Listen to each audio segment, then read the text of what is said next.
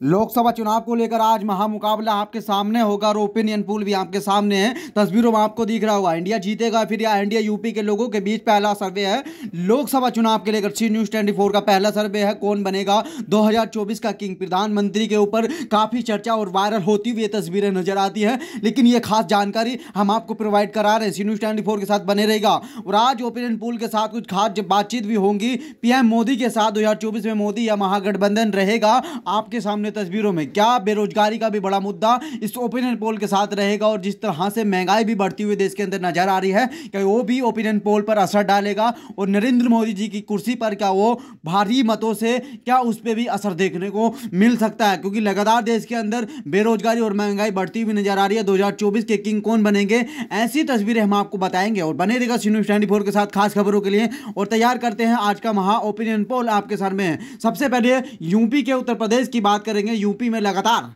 ऐसा चर्चा देखने को नजर आता है कि वो नगरी संतों की नगरी है और वहां से 80 सीटों पर बीजेपी ने कब्जा कर लिया है। तो ऐसा मानना बेहद जरूरी है कि बीजेपी अपने ही गढ़ में माना जाता है गढ़ उत्तर प्रदेश को, क्या वहां पे सबसे ज्यादा सीटें हासिल करने में कामयाबी हासिल करेगी या नहीं करेगी। उसी के साथ अगले पल की भी हम आपको अपडेट देंगे। क्या आने वाले टाइम में नरेंद्र मोदी जी उत्तर प्रदेश के अंदर जो कहते हैं कि संतों की नगरी है, क्या उसको भी बढ़ावा मिलेगा या फिर रोजगार के ऊपर या फिर यूपी के अंदर क्या कुछ मिलने वाला है। विधानसभा चुनाव को लेकर 403 सीटें थी चुनाव ओपिनियन पोल और यूपी में लोकसभा की 80 सीटें हैं, ऐसा आपको तो पता ही होगा। लेकिन बीजेपी की यहां पे सरकार है। विधानसभा चुनाव को लेकर विपक्ष के कितने सांसद हैं 2019 का रिजल्ट राहुल गांधी के 39 हैं। जी हां, टीएमसी 23 हैं और डीएमके 24 और जम्मू एंड जेडीयू के 16 हैं और शिवसेना के 6 हैं, एनसीपी के 5 हैं, एसपी के 3 हैं, एनसी के 3 हैं, सीपीएम के 3 हैं, सीपीआई के 2 हैं और आपका एक सांसद है। जी हां, 2019 का रिजल्ट आपके सामने है तस्वीरों में।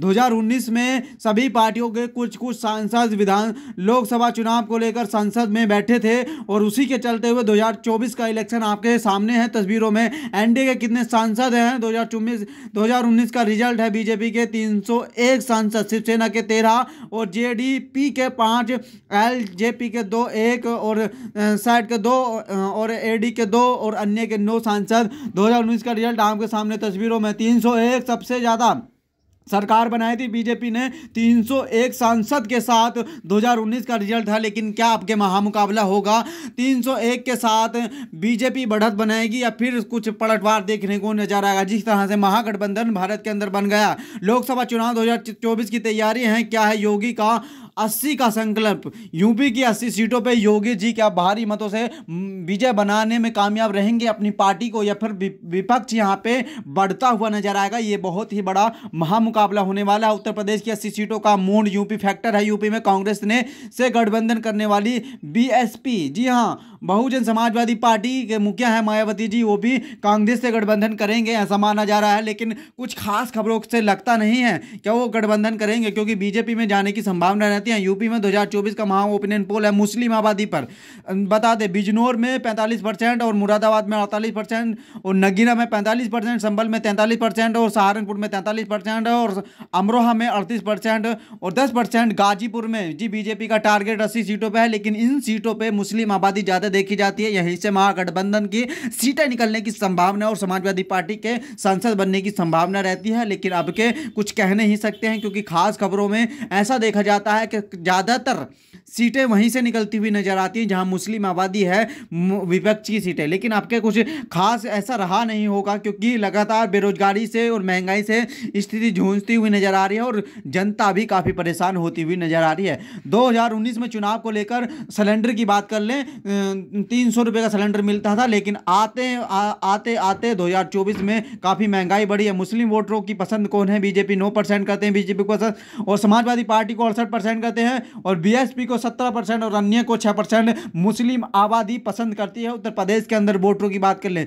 आखिरकार ये लोकसभा चुनाव को लेकर ओपिनियन पोल उत्तर प्रदेश से ही क्यों बनता है, क्योंकि सबसे ज्यादा ओपिनियन पोल में 80 सीटें लोकसभा की उत्तर प्रदेश ही देता है पूरे भारतवर्ष के अंदर। ये अहम मुद्दा हो जाता है, जो यहाँ से बाजी मारता है उसकी काफ़ी बढ़त देखने को नजर आती है। 2019 लोकसभा चुनाव को लेकर बीजेपी महागठबंधन को बात कर लें, यादव 23% है और कुर्मी 80% है, अन्य 72% है, जाटव 7% है, अन्य दलित 48% है। महागठबंधन की बात कर लें 60%, 14%, 18%, 75% और 42% यहाँ पे देखने को नजर आ सकता है।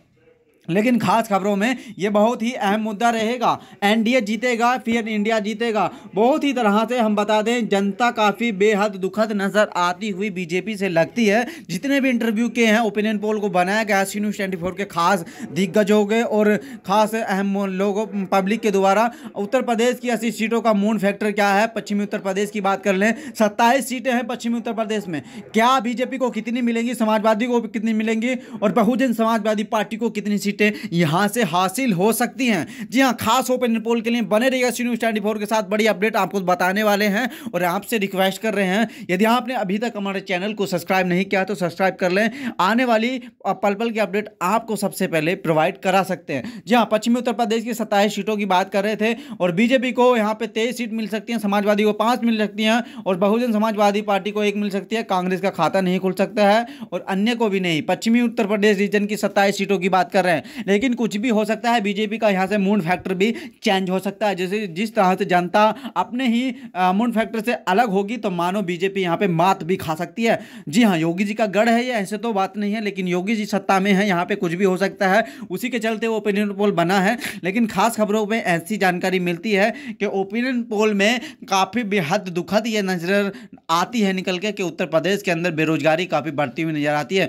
बीजेपी को यहाँ पे 58% नजर आता है, समाजवादी पार्टी को 19% और बहुजन समाजवादी पार्टी को 11% और कांग्रेस को 5% और अन्य को 7% यहां से पसंद किया जाता है बुलंदशहर सीटों की तरफ से। 4 सीटें हैं तो बीजेपी को 4 सीट मिल सकती हैं, समाजवादी पार्टी का खाता भी खुल सकता है ना भी, और बहुजन का भी, और कांग्रेस को नहीं मिलेगा और को भी नहीं मिल सकता है। 4 रीजन सीटों हैं बुंदेलखंड की। क्योंकि आखिर क्यों है ये अवैध रीजन की बात कर लें, 23 सीटें हैं, बीजेपी को 63%, समाजवादी पार्टी को 18% और बहुजन को 10%, कांग्रेस को 7%, अन्य को 2%। आखिरकार यहाँ पे बीजेपी की क्यों बढ़त बढ़ती हुई नजर आती है? क्योंकि यहाँ पे हिंदू आबादी काफ़ी देखने को नजर आती है इन सीटों के ऊपर। और जिस तरह से संतों की नगरी माना जाता है तो योगी जी का गढ़ भी माना जाता है, सत्ता में है इस वक्त तो कुछ भी हो सकता है। अवैध रीजन में 23 सीटें हैं, बीजेपी को 23 की 23 मिल सकती हैं, समाजवादी पार्टी को खाता खुल सकता है और बीएसपी का भी खाता खुल सकता है, कांग्रेस का भी। लेकिन पक्की जो सीटें हैं यहाँ पे भी बीजेपी की हैं और पार्टी को भी यहाँ पे काफ़ी मुश्किल देखने को नजर आएगा। लोकसभा में किसे कितनी सीट मिल सकती हैं और रीजन की बात कर लें, पूर्वांचल में 26 सीटें हैं, बीजेपी को 63%, समाजवादी को 15 और बीएसपी को 16, कांग्रेस को 3, अन्य को 2 पसंद किया जाता है। लेकिन ये खास रीजन्स पोल के अकॉर्डिंग ओपिनियन पोल बनाया गया है तो इसमें कुछ भी हो सकता है। क्योंकि पूर्वांचल में 26 सीटें हैं, समाजवादी पार्टी को 3 मिलेंगी और बीजेपी को 23 मिलेंगी और बीएसपी को 1 मिल सकती है और को किसी का खाता खुलने की संभावना यहां से नहीं लगती है। क्योंकि काफ़ी बेहद नज़ारा यहाँ पे नज़र आता है देखकर उत्तर प्रदेश के अंदर संतों की नगरी मानी जाती है। मैं बार बार यही रिपीट कर रहा हूँ कि संतों की नगरी मानी जाती है, संत जो कहेंगे वही यहाँ की जनता करती है। लोकसभा में किसे कितने वोट मिल सकते हैं बीजेपी को